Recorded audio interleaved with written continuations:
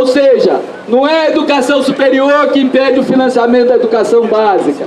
Não é a Previdência que impede a melhoria da educação básica. O que impede a melhoria da educação básica são os gastos com os juros da dívida pública.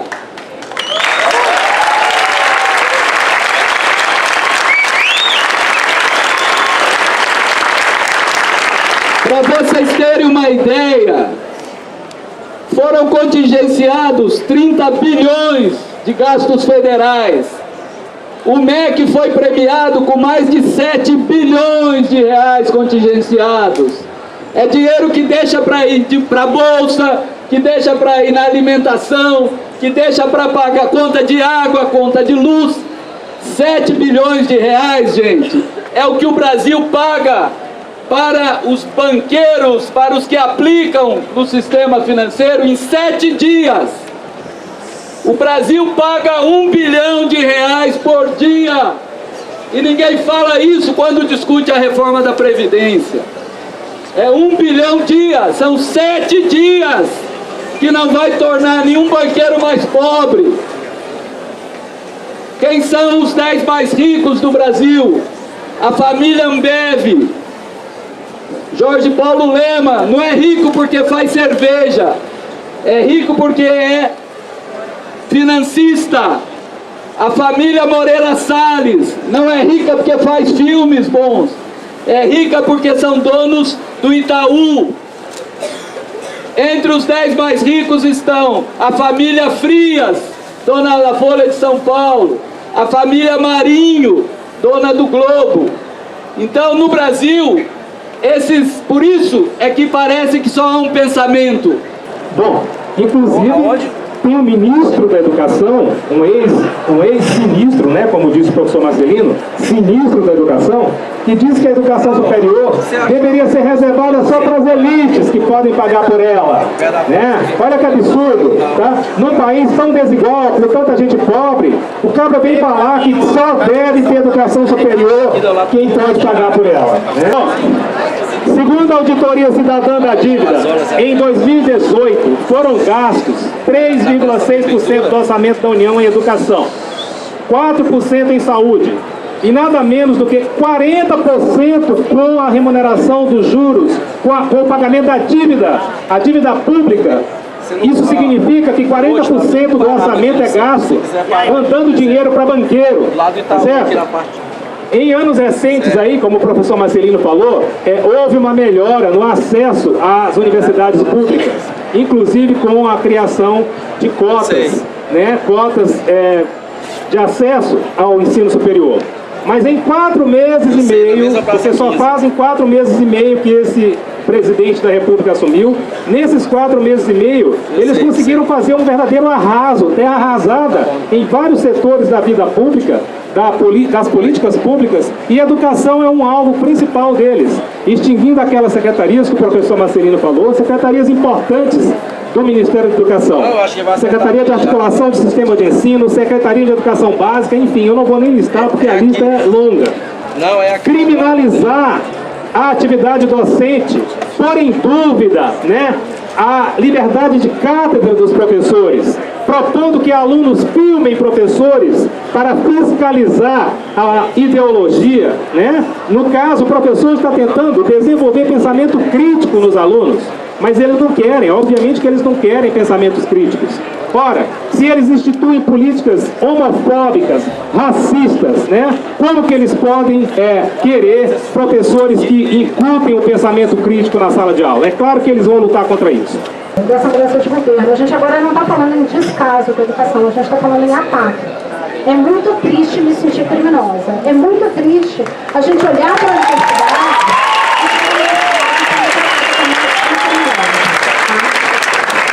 e parte da minha fala, do que a gente conversou, eu vou trazer mais as perspectivas dessa mudança de discurso em cima da universidade, quais são as implicações imediatas, a médio prazo e a longo prazo para o nosso país. Eu acho que essa é uma reflexão que ela traz um bom fechamento para essa análise. Tá?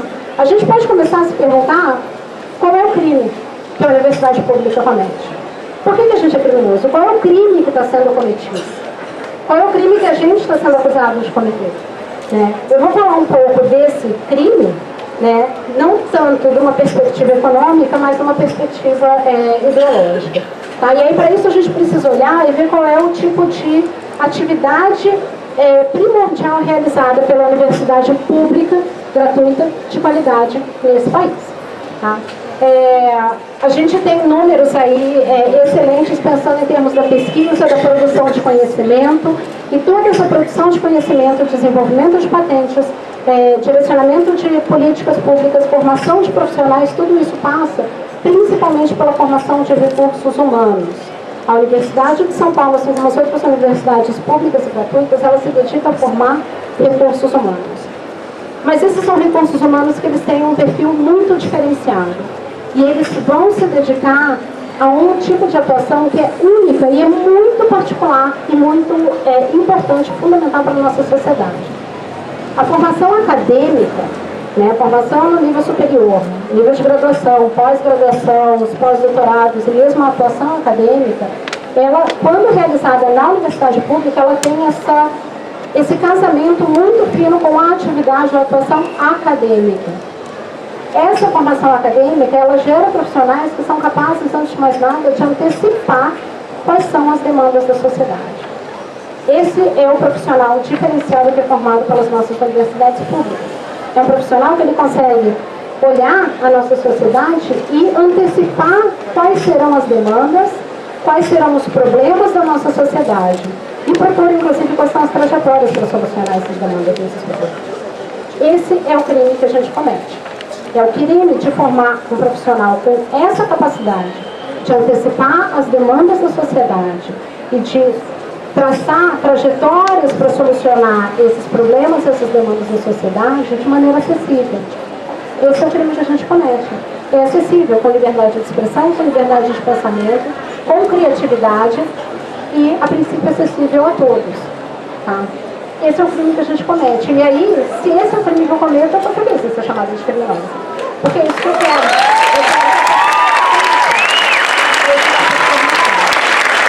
Estamos aqui na esplanada Pedro II, que já assistiu tantos movimentos históricos da cidade de Ribeirão, a começar pela luta pela preservação do próprio teatro Pedro II. Então é um local histórico da cidade e estamos vivendo mais um momento histórico. Estudantes da Universidade de São Paulo, alunos de graduação e pós, funcionários, professores, população em geral, ex-alunos que hoje são professores da rede, ou seja, aquela parcela que sempre está atenta para a luta por aquilo que interessa o conjunto da população. E viemos aqui defender a educação pública contra os cortes feitos por esse governo, que alega falta de recursos, culpando a Previdência, culpando a educação, culpando a reforma agrária, mas não é isso. O que retira recursos da educação, da Previdência, da reforma agrária, da saúde, das bolsas dos estudantes, dos auxílios à pesquisa, pesquisas, muitas delas que fizeram mudar a cara da saúde desse país, a cara da luta pela terra nesse Brasil. A causa verdadeira da falta de recursos são os juros absurdos que são pagos aos rentistas. Quem são os rentistas? São aquelas pessoas que não trabalham, que vivem da aplicação dos títulos da dívida pública. O Brasil gasta por dia R$1 bilhão em juros e encargos da dívida pública. Ou seja, o que se quer cortar de um ano na educação, que significa menos bolsas, corte de água, corte de luz, menos refeição, corresponde a apenas 7 dias do que o país paga aos banqueiros. E é por isso que nós estamos aqui. É um dia de lutas que começou com esse ato, ele se desenvolve ao longo do dia, com a universidade na rua, trazendo para o conjunto da população as pesquisas que são feitas, os trabalhos, os estágios realizados pelos alunos, mostrando como a universidade é parte essencial da sociedade brasileira. No período da tarde haverá um outro ato englobando o conjunto dos profissionais da educação básica, mas engrossados pelos universitários. E à noite ainda teremos uma atividade promovida pelo Conselho Municipal de Educação na Câmara de Vereadores para discutir a farsa que é o movimento Escola Sem Partido, um movimento que já nasceu com partido, um movimento que tem seu ideólogo, um astrólogo que mora fora do Brasil. A universidade, a escola, a educação é o espaço do debate, não é o espaço do sem partido, é o espaço de todos os partidos, é o espaço do debate livre, do respeito ao pensamento contraditório. É só assim construiremos uma nação justa.